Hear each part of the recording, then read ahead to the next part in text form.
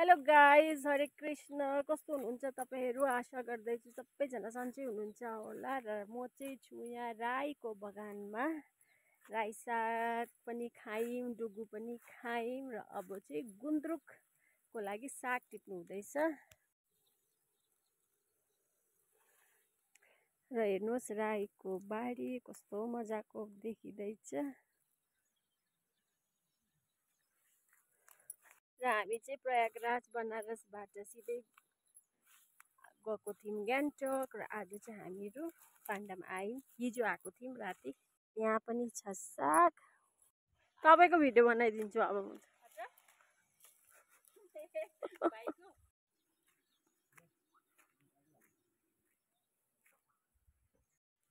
Blanket र हिजो चाहिँ हामी माथि घरमा नै बस्यौँ। अब 2 दिनको लागि आएको, फेरि यताको घर खोल भनेर चाहिँ माथि नै बसेको थियौँ। अहिले चाहिँ ब्ल्याङ्केट लिनु आएको। हेर्नुहोस् आँगन पनि मैला भएको रहेछ। अब चाहिँ बढाल्नु पर्छ। आमाले कस्तो मजाले फुलहरू स्याहारिदिनु भएको छन्। र धनियाँ पत्ता पनि टिप्नु छ अलिकति। र झाडु पनि हेर्नुहोस् कत्रो बढ्केछ।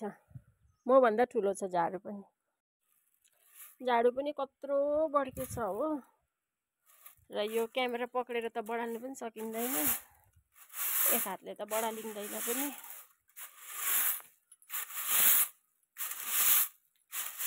मोबाइल राखेरै बढाल्नुपर्छ होला। अब अहिले चाहिँ बारीहरू सबै खाली छ। अब चाहिँ मकै लाउने बेला भएको छ। यतातिर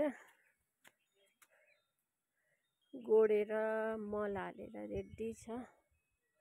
अस्तिसम्म चाहिँ यहाँ टन्न राई साग डुगु थियो। अब चाहिँ सुक्दै गएको छ। र सिरानी पनि लिएर जाँदैछु। माथि त छ तर यहाँभन्दा बेसी माथि नै युज हुन्छ। यहाँ पनि आजकल त 15 दिनमा आइहुन्छ। त्यही भएर लिएरै जाँदैछु। र अरू पनि सामानहरू छ प्लास्टिकमा। एकछिन धनियाँ पत्ता टिप्दै थिएँ हो। धनियाँ पत्ता टिपेर खुट्टा दुखेर चाहिँ हिँडेको। अब चाहिँ लगभग कामहरू पनि सक्यो। र सोच्दैछु एकछिन आराम गरौँ भनेर। तर आफै खाना पकाउँदा ठिक्क हुन्छ हो। काम त यत्तिकै हो। एउटाको बाद अर्को, अर्कोको बाद अर्को सुरु भएको भई हुन्छ। साग त यहाँ पो मजाले फलेको रहेछ। यही लानुपर्छ होला।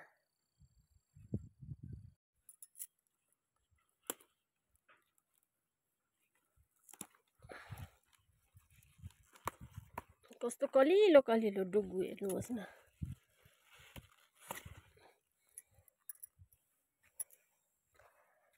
काँचो पनि साह्रै मिठो हुन्छ।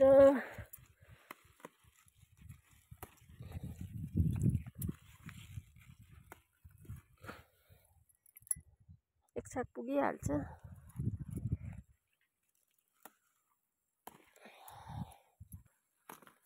अब यो सिजनको चाहिँ यही हो डुगु हो।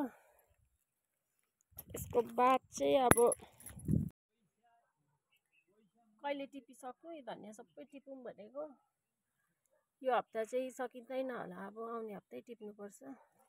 साग चाहिँ यति टिपेको छु। फेरि आइपुगे धनियाँ पत्ता टिप्नु। अघि टिपेको धनियाँ पत्ता चाहिँ दिदीहरूको लागि हो। यही सुत्ने बेला भइसक्यो हो। 4 बजी सक्यो। अब फेरि खाना पकाउने बेला भइहाल्छ।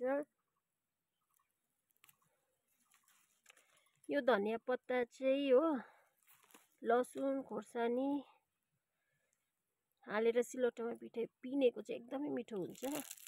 सुक्ना रोटी चाहिन्छ हो। मुखैमा पानी आयो।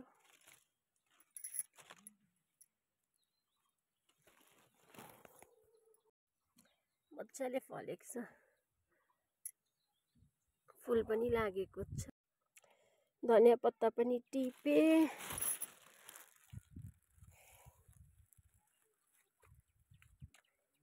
फुल फुलहरू पनि अब चाहिँ सुक्दा सुक्दै छ। यो रातो फुल चाहिँ एकदमै राम्रो लाग्छ, टाढोबाट नै राम्रो लाग्छ।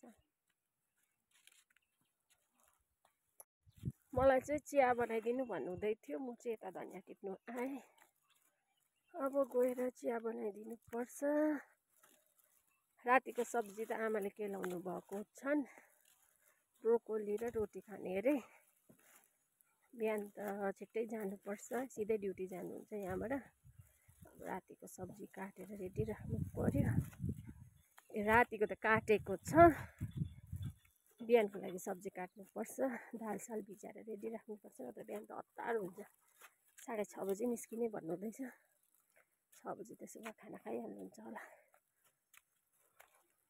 हाम्रोमा पनि छ बैगुने खालके बन्दाकोपी, तर त्यस्तो ठुलो चाहिँ भएको छैन। पढा चाहिँ ठुलो भएको रहेछ।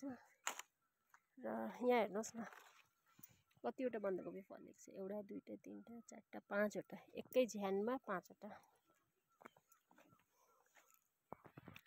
र सोस्तानी फुल,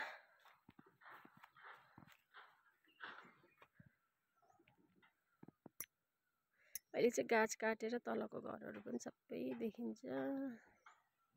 अस्तिसम्म यहाँ करेला लटरम्म थियो, अब फेरि सिजन आएपछि फेरि हुन्छ। बनाइदिँदैछु कफी लागि। यो चाहिँ बारीको आलु, अस्ति भर्खर खनेको थियौँ। बन्दाकोपी बिहानको लागि। काम त रेडी हुन्छ नि, एउटा सकेपछि अर्को, अर्को सकेपछि अर्को हो। अब चाहिँ घाम पनि हरायो, तातो भएको थियो, अब चाहिँ चिसो हुन्छ। आमाले चाहिँ बिहान बनाउनु भएको थियो खिर, बाबा र मिस्टर भण्डारीले खाजा खानुभयो। अलिकति बाँचेको छ, यो चाहिँ म खाइदिन्छु। आमाले खानु हुँदैन अरे।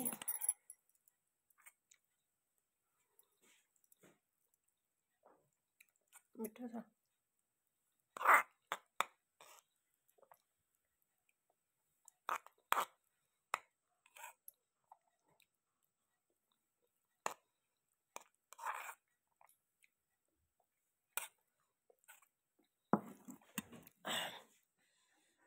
तपाईँहरूसँग अर्को ब्लगमा भेट हुन्छ। अँधेरो भइसकेछ अब चाहिँ। By by.